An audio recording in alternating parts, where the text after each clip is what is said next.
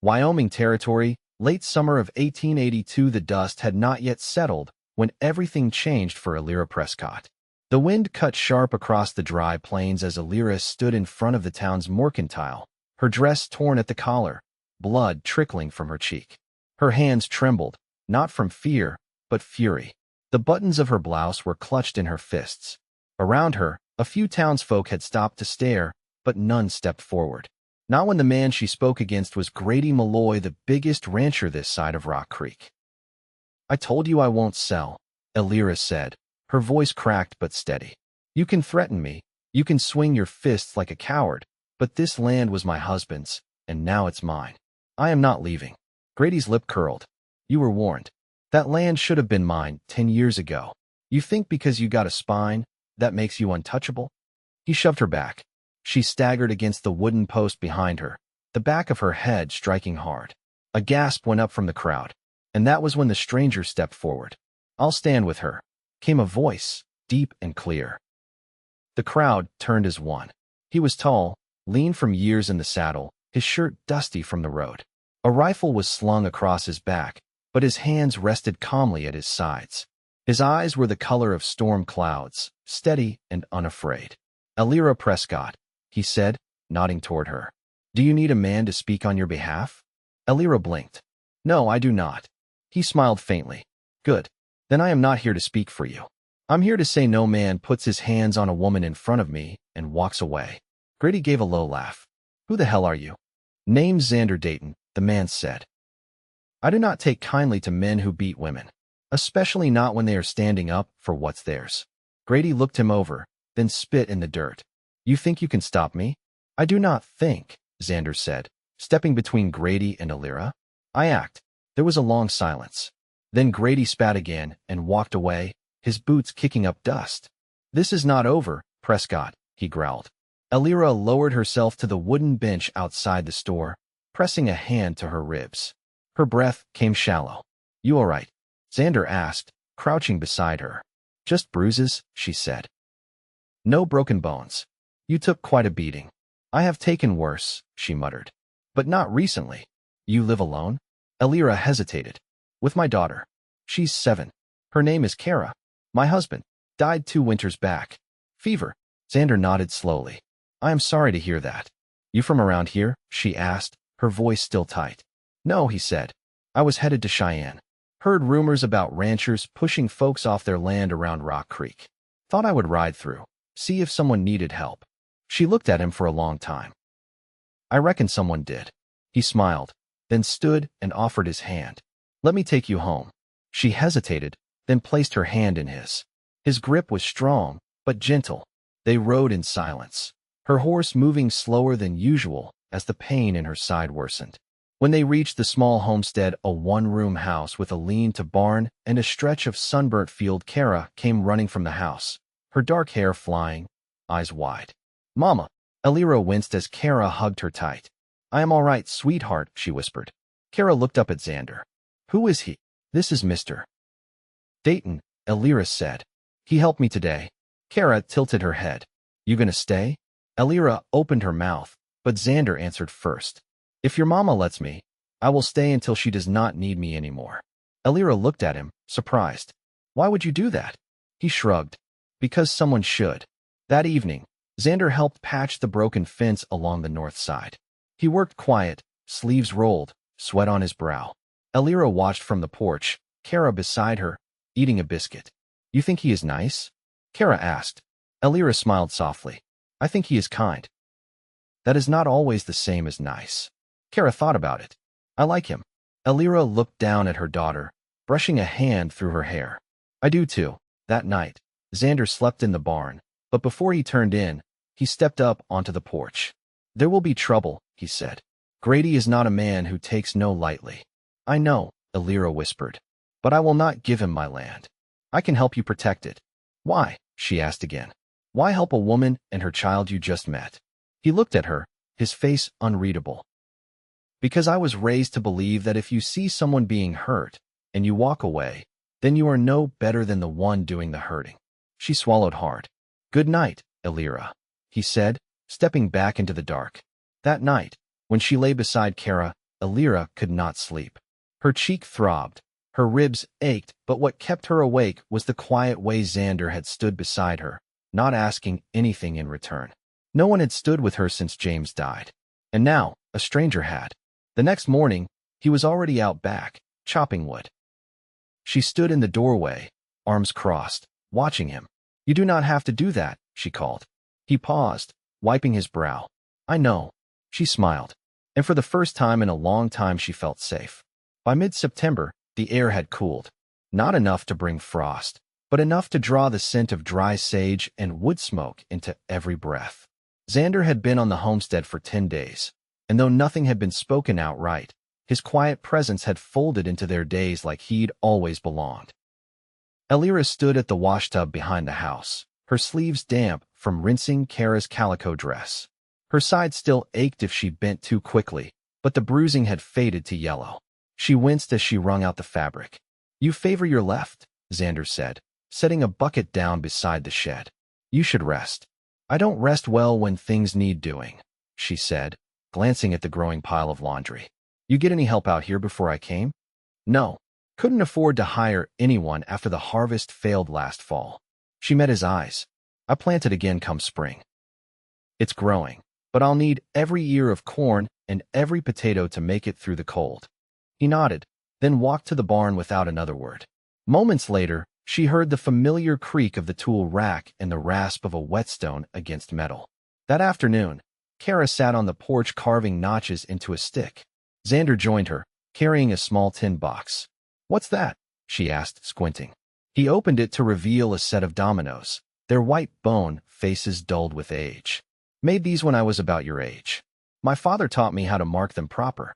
Karra leaned in. "Can you teach me?" "Sure can. First thing, though, is you gotta learn to count by sevens." Elira watched from the window, her hands still in the dishpan. The sound of their voices drifted through the open frame, not loud, just steady. It settled something in her chest she hadn't known was restless.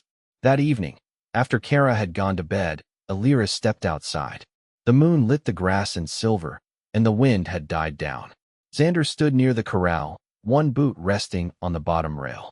"She talk your ear off?" Elira asked, pulling her shawl tighter. "She asked if I ever shot a man." Elira raised an eyebrow. "What did you say?"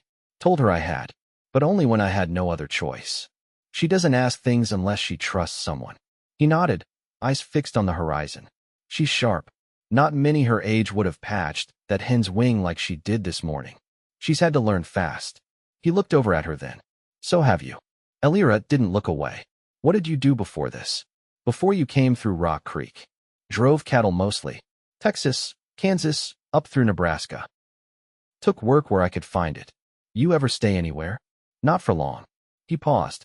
"Until now." She studied him. "You planning to?" "I didn't come here looking to plant roots," he said. "But sometimes, the ground tells you it's ready before you are." She felt her throat tighten. "I don't expect anything from you." "I know you don't." He turned toward her fully. "That's part of why I might stay." A door creaked behind them, Karra peeking out. "I can't sleep," she said, rubbing her eyes. Elira stepped forward, but Xander was already kneeling. "Want me to sit on the porch till you drift off?" he asked. Karra nodded and disappeared back inside. Elira followed him to the steps. They sat without speaking for a while, the only sound the rustle of the dry grass beyond the fence. "I've been thinking," he said quietly. "You got a harvest coming in. But Grady Malloy's not going to wait till winter to come back." "I know," she said. "I can help you finish the fencing, reinforce the barn doors. Maybe even dig a trench around the root cellar, in case he tries to set fire to anything. That's a lot of work." "I'm not afraid of work." He paused. "And I'm not walking away while there's something worth staying for." She looked at him then, the moonlight catching the line of his jaw, the quiet certainty in his gaze. He wasn't a man trying to fix her life. He was offering to build something with her, if she'd let him. She didn't answer right away, but her hand found his on the step between them, and she didn't pull away. The first frost arrived before the harvest was fully in. It came in the hush just before dawn, turning the pumpkins pale and crisping the edges of the squash vines. Xander walked the rows before Elira and Karra woke, brushing a gloved hand lightly over a buckled tomato stem, the cold biting through the fabric. He didn't curse it, there was no point, but he moved quicker after that, knowing time was thinning.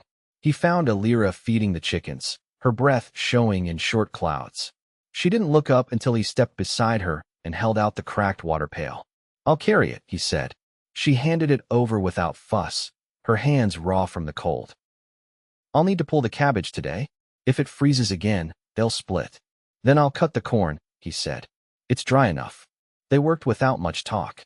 The rhythm of the field replaced conversation, blades slicing through stalks, baskets thudding full, the call of crows overhead. Karra stayed near the porch, stringing beans and shelling peas into a tin bowl. She hummed a tune neither of them recognized, some made-up thing that wove into the quiet like it belonged there. Near midday, Elira straightened and rolled her shoulder. "I used to think I could do all this alone." "You could have," Xander said. "Would have near killed you, but you could have." She gave a short breath that might have been a laugh. "Not the kind of victory I was interested in." He wiped sweat from his brow with the back of his wrist. "There's something you need to see." He led her behind the barn, where the broken fence had once sagged. In its place stood a narrow gate fashioned from two old doors, scrubbed and ranged. Beyond it, a small pin space had been cleared and raked flat. A trough sat in the corner. Elira looked at it, then at him. "You think we have room for livestock?" "I think you'll be getting visitors by winter," he said. "Malloy's not the only one watching this land." She crossed her arms. "You think they'll try to take it?" "I think they'll try to wear you down first. Show up needing something, asking to trade. Men like that don't always use fists. I don't trade with men who bring knives behind their backs." "I know. That's why I built the gate. If someone wants to come in, they'll do it the honest way or not at all." She let her hand rest on the hinge. "You always think that far ahead." He shrugged. "You start seeing trouble before it rides in when you've lived with it long enough." Later, while Karra napped, Elira found him sawing through the last of the winter logs. She didn't call out, just sat beside the pile and waited for him to notice. When he did, he set the saw down and sat beside her. "I've been wondering," she said, "what kind of man your father was." His thumb ran along the edge of his boot. "Hard. Fair. Didn't say much unless it needed saying. Taught me to tie a steer and bury the dead with the same steadiness." "You still carry him with you?" "Every morning," he said. "Some days heavier than others." She nodded slowly. "I think James would have liked you." He didn't look at her, but his voice was softer. "He must have been a strong man. He was quiet, like you. Not quick to anger, but solid when things went wrong." Her fingers twisted into the hem of her apron. "He died in the kitchen. Fever took him in 3 days." He tried to write a letter to Karra, but by the time he held a pencil, he couldn't see straight. Xander didn't speak, just reached over and rested his hand gently over hers. She didn't pull away. "I used to think I had to carry all of it," she said. "The land, the grief, the fear. Like if I let it go, even for a minute, everything would fall apart." "It doesn't have to be yours alone," he said. She turned her hand over in his and held it there, palm to palm. That night, after supper, Xander brought out a fiddle from the barn. The case was worn, the wood dulled, but the sound it made was clear and low and aching. He played while Elira dried the dishes, and Karra sat cross-legged near the fire. "What's that song?" Karra asked. "Something old," he said. "My mother used to hum it when she missed home." "Where was her home?" "Mississippi," he said. "Before the war." "Did she ever go back?" "No," he said, his bow slowing. "But she carried it with her. In the songs, in the food, in the way she braided my sister's hair." Elira leaned against the doorway, her arms folded. "You know, you never said what made you stop writing. What made you stay?" He looked up at her. "You did." The fire popped gently between them. Karra yawned and leaned against her mother's hip, eyelids heavy. Xander set the fiddle down. "I'll take the night walk. Just in case." Elira nodded. "I'll leave the lantern lit." As he stepped out into the cold, rifle slung across his back, the wind picked up again. But it didn't feel sharp anymore. It felt like something clearing its throat before making room for something new. By late October, the last of the potatoes were stored in burlap sacks lined against the cellar wall, and the days had grown thin and gold. A quiet settled over the land, not silence exactly, but a kind of stillness that came when the earth had given all it could and waited now for snow. Xander stood at the edge of the field, a long-handled hoe resting across his shoulder, and watched the sky above the hills. It had the look of change clouds low and pale with the weight of coming weather. Elira stepped up beside him, her shawl drawn close.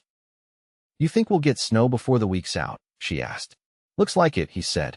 "Ground's too warm to hold it just yet, but it'll coat the ridge." She nodded, eyes on the horizon.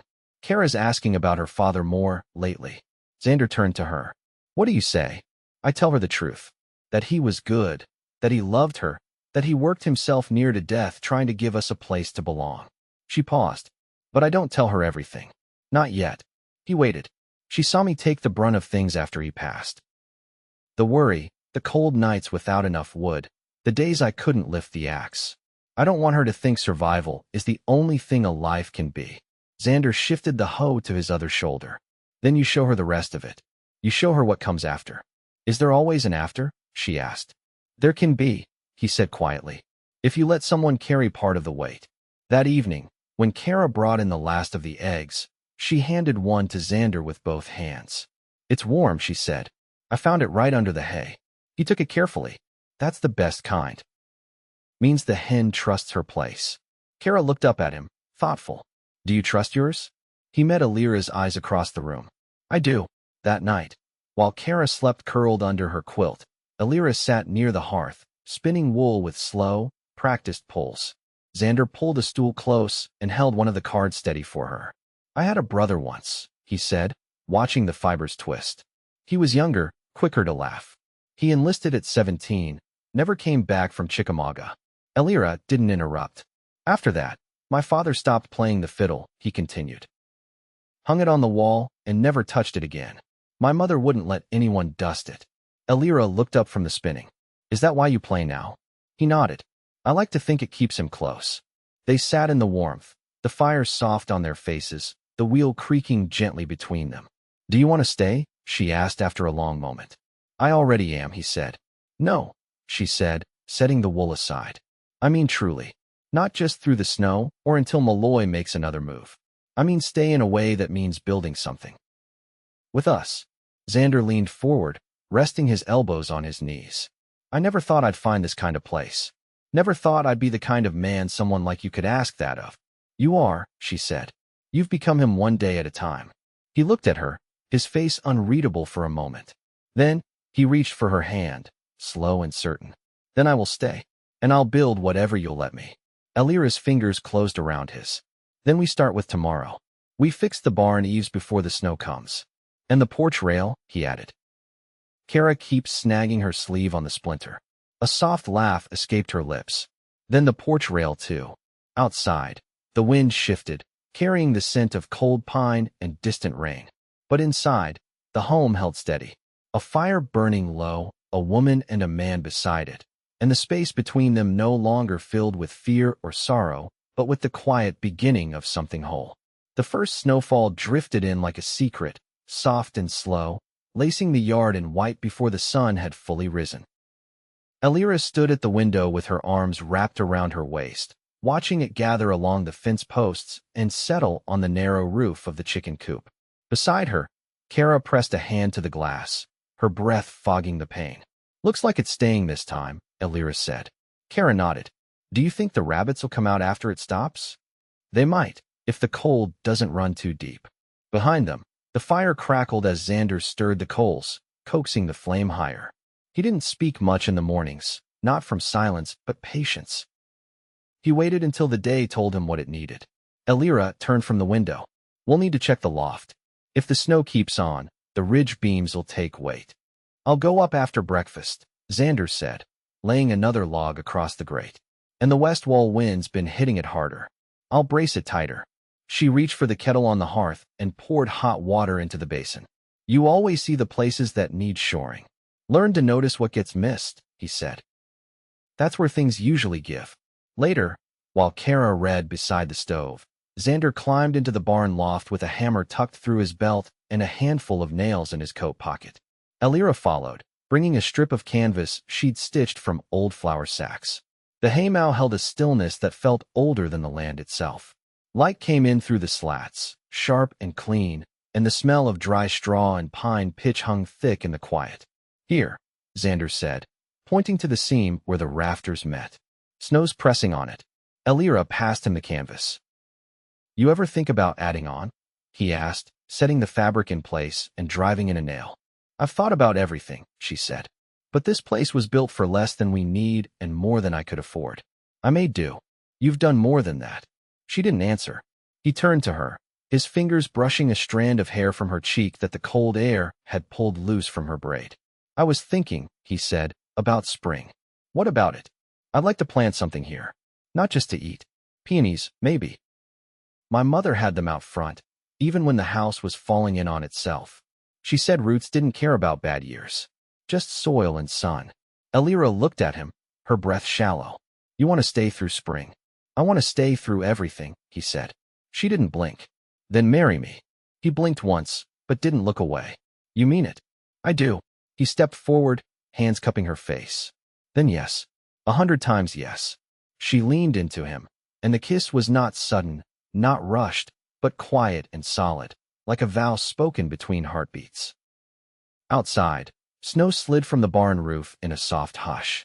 They married 3 days later at the edge of the grove near the creek where James had once taught Karra to skip stones. The parson from town came despite the cold, riding in with a wool scarf over his mouth and a Bible tucked under his coat. Karra stood beside Elira, holding her hand, and Xander wore the same shirt he'd arrived in, though Elira had stitched the cuffs tighter.